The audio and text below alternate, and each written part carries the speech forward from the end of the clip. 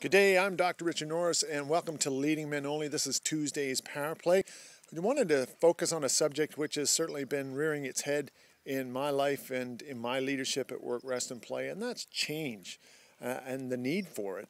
And I guess a question to throw back at yourselves is if life's not turning out or your leadership's not turning out the way you thought it might or the way you would like it to, then identify, or ask yourself a very straightforward question: what must change?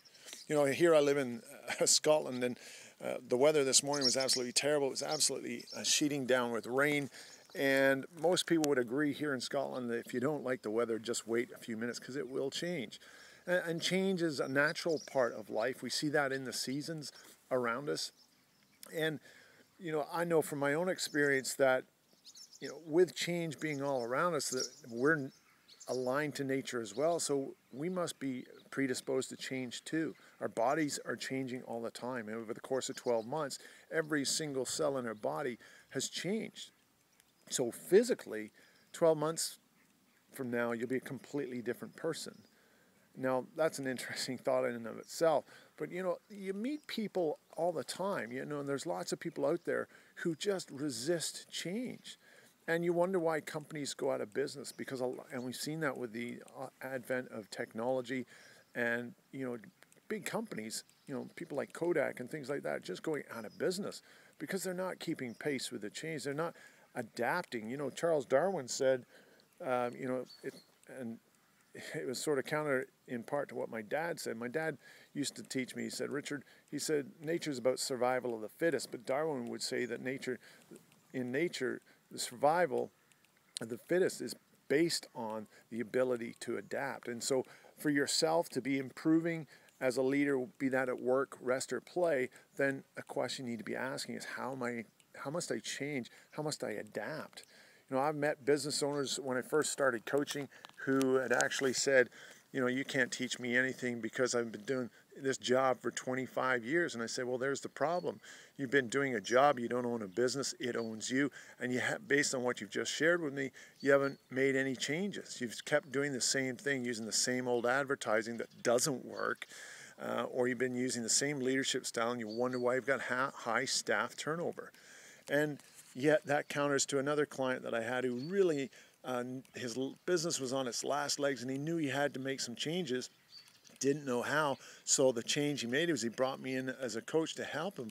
And within about 6 months, we managed to turn the business around, and we actually increased it by 100% within a 12-month period, give or take a month or two.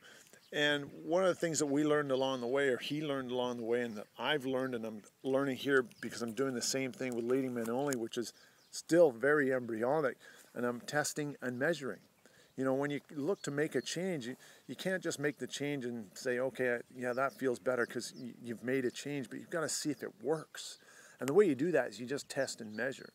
You make potentially a subjective decision, which normally is very emotional, like moving a house is very emotional, but you've got to test and measure it, make it objective. What's the hard data that's going to back it up to support that you made the right decision, you made the right change? As a leader, that is so critical, because you've probably heard the quote, or maybe you haven't: change is inevitable, but growth is optional. If you want to grow as a leader at work, rest, and play, you must be prepared to change and change. Not for the sake of change, but appreciate, much like Darwin said, you either adapt or you're going to die. And I guess that's a key point. You must be constantly prepared and embracing change, embracing the opportunity to adapt, or you're going to die. You're going to go out of business. Your leadership's going to suffer. And that happens at home. If you don't change your style with your kids, my kids are changing all the time. I find myself having to change my tack with them almost every single day. Because embrace the change, because it's going to be good for you, because it's teaching you something about yourself and about your own leadership.